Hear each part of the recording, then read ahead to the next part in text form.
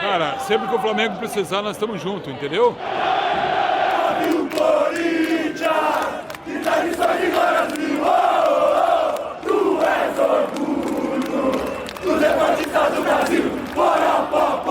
O São Paulo é o gigante do futebol mundial.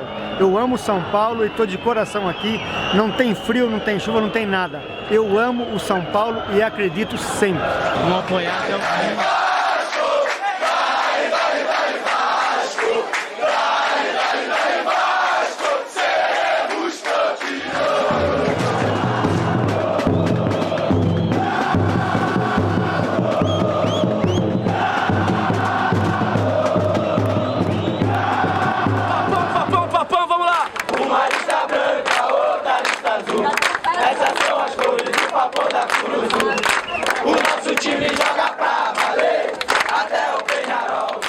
A relação é de amor. São milhões espalhados pelo Brasil. Alguns pertencem a nações reconhecidamente mais populares. Outros, assumidamente, estão em número menor, porém igualmente apaixonados. Os torcedores são a razão de ser das equipes de futebol. Não apenas como motor de vitórias, eles também movimentam o caixa dos clubes e, em muitos casos, têm participação decisiva na saúde financeira de seus times do coração. E aí a gente está falando de ingressos, a gente está falando de bilheteria, a gente está falando de bares, a gente está falando de vendas de lojas, a gente está falando de sócio-torcedor, porque próximo a esses jogos é quando nós temos um pico muito grande.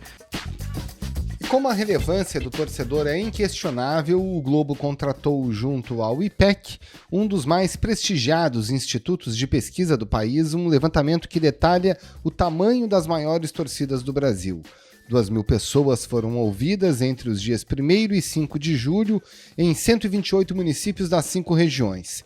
Flamengo, Corinthians, São Paulo, Palmeiras e Vasco lideram o ranking, seja nas capitais ou no interior.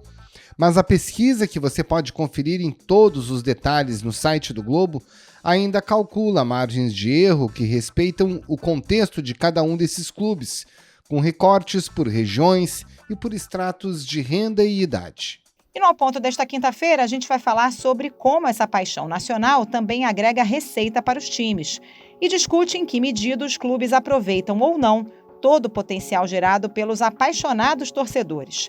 Eu sou Carolina Moran, estou com Roberto Maltic e nesse episódio a gente conversa com o editor de esportes, Thales Machado, e com o colunista do Globo, Rodrigo Capello. Fique com a gente.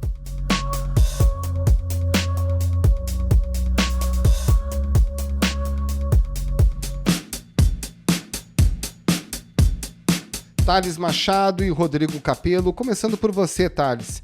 O que mais lhe chamou a atenção, não apenas olhando para os dados gerais da pesquisa, mas também para esses diferentes recortes, né, desse super levantamento que foi encomendado pelo Globo, né? Além do Grêmio estar bem à frente do Inter no recorte da região sul, o que é maravilhoso para mim, né, para além da margem de erro, a gente percebe, por exemplo, uma pulverização de Rio e São Paulo, especialmente dos paulistanos fora dos seus estados e suas regiões de origem. O que mais você destaca dentro dos dados da pesquisa?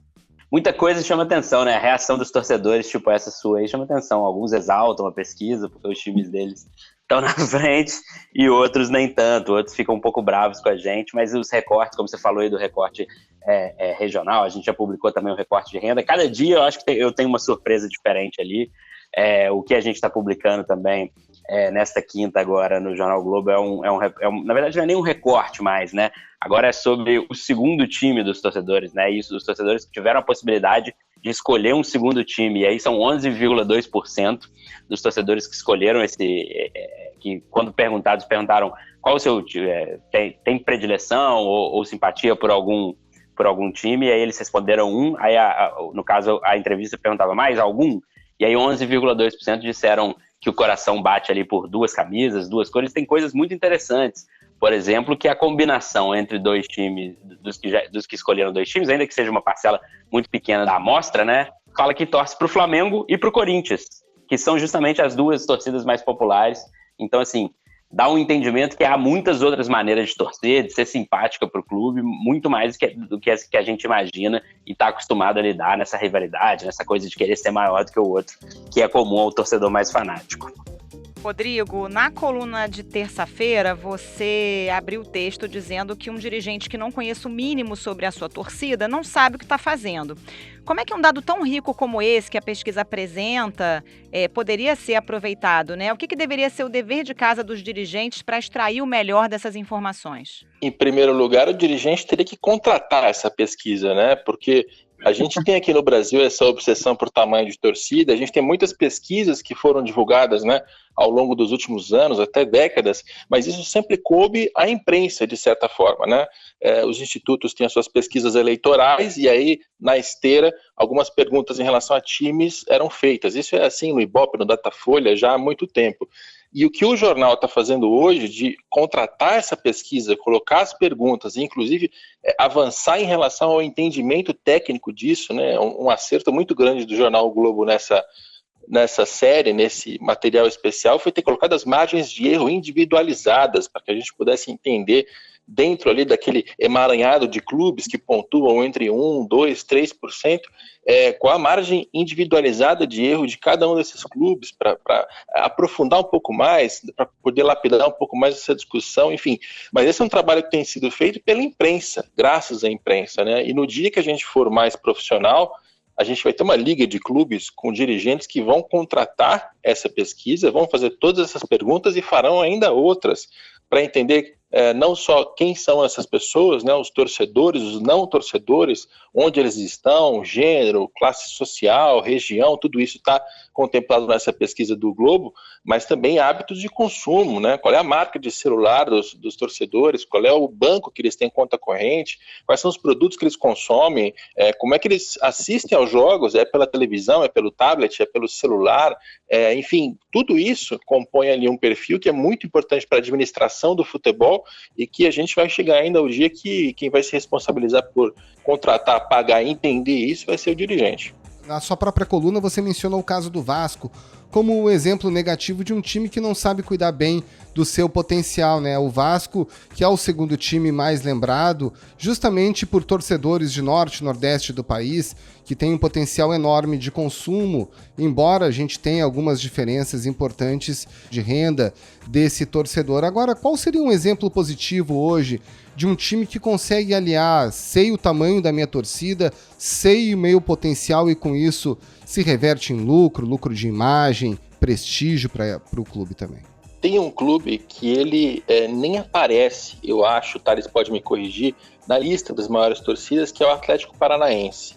E é um clube que, apesar de ter uma torcida muito pequena, de estar numa cidade que foi tomada pelos paulistas, né, a cidade, o estado, o interior do Paraná, o Atlético Paranaense tem um desempenho esportivo notável. E o Atlético Paranaense, é o campeão da Copa Sul-Americana. Esse é o primeiro título internacional da história do clube. Parabéns, mas foi dramático, amigo. Tem infraestrutura, investimento, poupança, assim, é sempre muito fácil para mim falar sobre as finanças do Atlético Paranaense, porque a repercussão geralmente é positiva. Eu não estou contando para o torcedor que o clube dele está quebrado. E eles fazem isso tudo, apesar de não ter uma torcida numerosa, né? Então, sem dúvida, o Atlético Paranaense é um caso positivo. E do outro lado, eu diria que o Vasco é o clube com o maior potencial desperdiçado, por quê? É um clube que tem a quinta maior torcida do país, ele aparece nessas pesquisas recorrentemente nessa posição e não está entre os maiores faturamentos do país, né? Parece uma comparação aqui meio infantil, meio boba, mas é isso. O Vasco ele não consegue gerar o dinheiro para competir no lugar que ele deveria, graças ao tamanho da torcida que ele tem. Claro, aí a gente vai entrar nos detalhes e vai encontrar que a torcida do Vasco ela tem torcedores mais nas camadas mais pobres da população, e isso é um problema. É um clube que tem uma torcida nacional, né, que está no Nordeste, está no Norte, é mais difícil de ganhar dinheiro do ponto de vista do clube de futebol, quando esses torcedores estão mais distantes. Tem explicações para isso, mas a conclusão geral ela é bem evidente. O Vasco é um clube de potencial bastante desperdiçado. Thales, aproveitando esse gancho aí que o Rodrigo deu do Atlético Paranaense, né? Tem alguns times de ascensão recente, como é o caso do Atlético, também do América Mineiro, mas que não conseguem rapidamente transformar essa boa fase em novos torcedores. O que você entende que realmente serve de motor para o crescimento da torcida? Dá para dizer que é preciso aí uma geração sólida de bons resultados ao longo do tempo para que essa mágica aconteça? É a pergunta de 1 milhão aí, que eu acho que os clubes querem fazer, né? O Atlético não aparece na lista das 20 primeiras. O IPEC, né, ele lista, na verdade, 26 clubes. São 26 clubes que atingiram mais do que 0,2%. Menos do que isso, pode ser algum erro amostral por conta de ter sido feita a pesquisa em uma cidade, não em outra. Então, abaixo de 0,2%, nem a gente aqui no Globo sabe quais times apareceram, mas o Atlético Paranaense aparece com 0,5% das preferências, ali com a margem de erro entre 0,1 e 0,9%, mas de fato ele fica ali entre esses 6 times fora desse top 20, com uma torcida com um número bem relevante assim, para a pesquisa. O Atlético é um exemplo de como é difícil fazer isso, né? O América, enfim, é uma ascensão um pouco mais recente, é um clube que inclusive se assume como um clube de torcida pequena e usa isso inclusive como marketing, mas a gente vê outros casos, por exemplo, o Fluminense foi campeão brasileiro 2 vezes, campeão da Copa do Brasil, tudo isso aí nos primeiros 15 anos desse século. Isso ainda não representou um crescimento do Fluminense, que também é um time que viveu uma irregularidade. Teve um momento ali glorioso de títulos, depois teve um momento um pouco abaixo, hoje, particularmente no atual momento, tá bem. O Santos, por exemplo, se a gente for ver, a gente ainda vai divulgar, mas eu posso dar um spoilerzinho aqui da pesquisa por idade. O Santos vive um gap de gerações, ele é muito forte. Ele é forte, na verdade, né? Muito, porque é uma torcida também ali das abaixo de 3%. Ele é forte entre quem tem 16 a 24 anos, fraco na idade adulta ali, de 25 a 59 anos, e forte de novo entre quem tem mais de 60. Ou seja, dá para ver que a geração do Neymar ali criou algum momento ali de torcedor. Eu me divirto mais transmitindo futebol quando é um time como o Santos. É a alegria de jogar futebol. Depois dos 60, a geração do Pelé também criou. Mas não é uma regra que segue para tudo. Não depende só do clube, né? Acho que depende de outros fatores. A popularidade do Flamengo, dos times cariocas, por exemplo, no Nordeste, no Norte, se criou muito pelas ondas do rádio, né? Que transmitiam jogos ali na década de 50, década de 60, até década de 70, para outras regiões do país, fazendo com que as pessoas preferissem até os times do Rio de Janeiro, como o Flamengo, como o Vasco, do que os times da região. A gente vive um momento de mudança na comunicação, né? Isso é certo. A internet está aí há muito tempo já, na verdade, e cada vez mais pauta o nosso dia a dia. Que clubes vão conseguir aproveitar isso melhor? Que clubes vão aproveitar dessa comunicação, né, desse poder de comunicação, para conseguirem crescer nessa pesquisa daqui a 10, 20 anos. É um desafio, eu acho que envolve, claro, desempenho esportivo, mas envolve muito mais do que isso. Pois é, né? Ainda seguindo na mesma linha, né? A gente tem uma série de torcedores, crianças, adolescentes, a gente sabe que a paixão pelo clube se forma justamente nessa idade, né?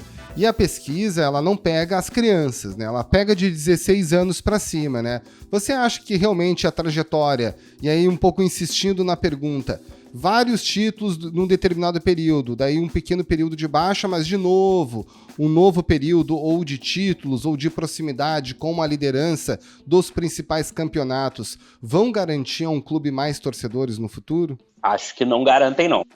Acho que isso precisa ser trabalhado de várias formas. Acho que o clube precisa ser comunicativo, o clube precisa atrair, o clube precisa... claro que ele vai aproveitar daquele momento, né? Na própria reportagem que a gente publica hoje sobre o segundo time, o Palmeiras aparece como o time mais escolhido como segundo time. Isso talvez seja um reflexo do momento do Palmeiras. O Palmeiras é campeão das últimas 2 Libertadores. Mas como ele vai consolidar isso? Como ele vai fazer com que isso virem torcedores que, de fato, daqui a 10, 20 anos vão responder essa pesquisa de novo e responderem de novo que um dos times, ou o principal time que eles torcem, é o Palmeiras. Eu acho que só o título não garante, a gente tem vários exemplos disso, né? E a gente tem vários exemplos também do contrário, né? Torcidas que resistem ao longo de jejuns incríveis de títulos, né? O Corinthians mesmo passou por um jejum isso em décadas passadas aí do século XX e conseguiu se manter como uma torcida grande que, claro, cresceu quando o Corinthians conseguiu ser um time mais competitivo e disputar os campeonatos não só estaduais, como nacionais e internacionais também.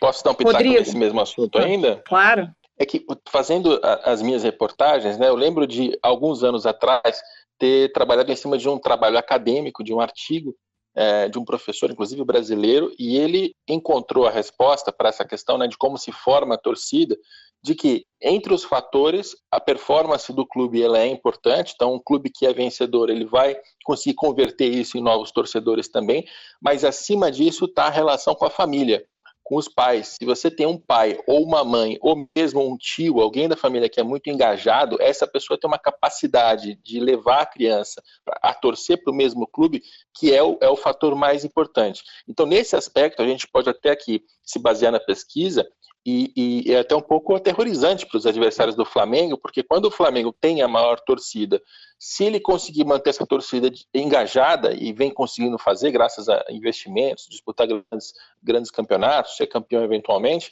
ele tem a tendência de continuar formando novos torcedores, né? Então, esse é um ponto a se considerar. E sobre as idades, né, até eu cheguei a comentar isso no Sport TV, o recorte de idade ainda não apareceu, então essa informação que o Thales citou sobre o Santos, eu não sabia, né, quando falei, mas a torcida do Santos, ela geralmente aparece ali com 2%, 3% em diferentes pesquisas, né, as metodologias mudam, mas diferentes pesquisas apontam para a mesma situação, 2% ou 3%. E o Santos, nessa pesquisa agora, mais recente e inédita, está mais ou menos no mesmo lugar. Então, a impressão que eu tive foi de que aquela geração do Neymar, de uma criança que tem 7, 8 anos, essa é a idade que ela costuma escolher o clube, em 2010, hoje ela já vai ter 18, 19, 20 anos, ela já começa a ser percebida nas pesquisas. E não foi um aumento suficiente para mexer o ponteiro do Santos e fazer com que o Santos deixasse de aparecer com 2 ou 3%, aparecesse com 4 ou 5% na figura nacional.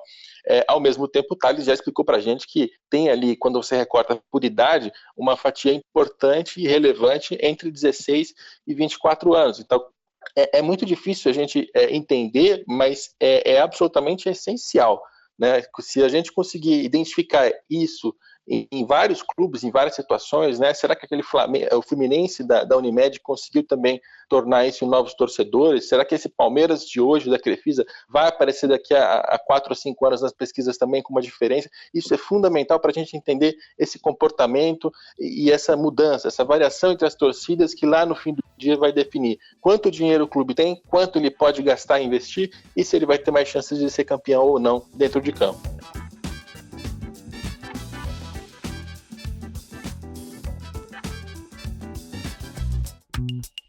Rodrigo, falando especificamente da questão do sócio-torcedor, o João Pedro Fonseca tem feito recortes interessantes sobre torcidas e adesão ao sócio-torcedor, e ali aparecem, por exemplo, o Corinthians, com mais sócios-torcedores disparados, seguido pelo Atlético Mineiro, Inter e Palmeiras, e só depois o Flamengo, que tem uma torcida enorme.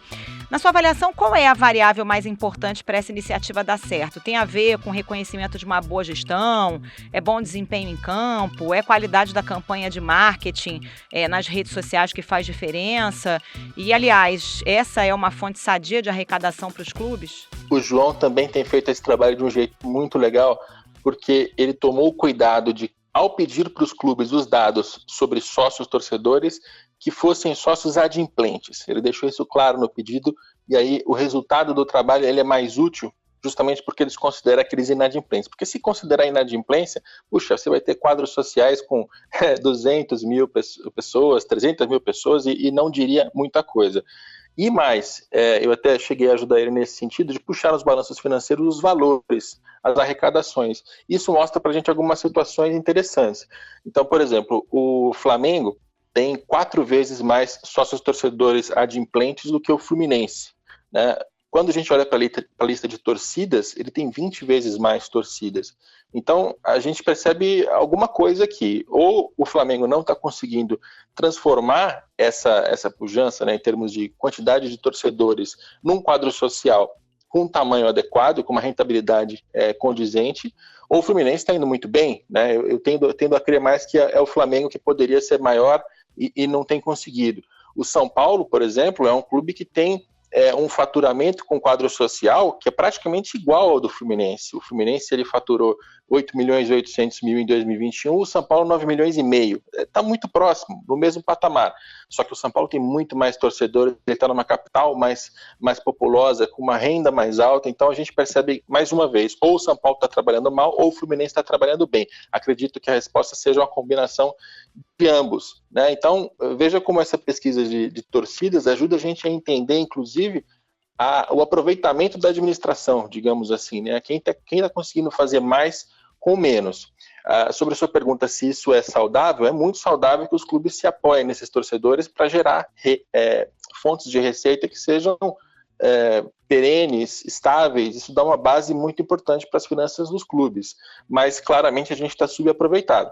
Né? Se todo mundo gosta de falar que os clubes têm 45 milhões de torcedores, 35 milhões de torcedores, mas quando a gente vai ver um quadro social, ele tem lá 20, 30, 40, 50 mil pessoas, às vezes um pouco mais, mas com ticket médio muito baixo, né? Com o preço da associação muito mais baixo.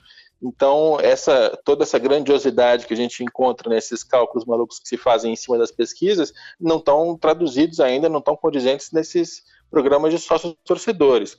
Então, é também algo para se debater. Ou os nossos dirigentes não estão sabendo engajar os seus torcedores, ou tem muita gente também que nesse recorte muito grande das pesquisas diz que torce, mas não torce tanto assim, não acompanha, não gosta tanto de futebol, enfim, tem muito papo, muito pano para manga nesses dados. Queria falar um pouquinho sobre ídolos, torcida e receita, né? Em 2016, eu mesmo tive a oportunidade de conhecer o PSG lá na França por dentro.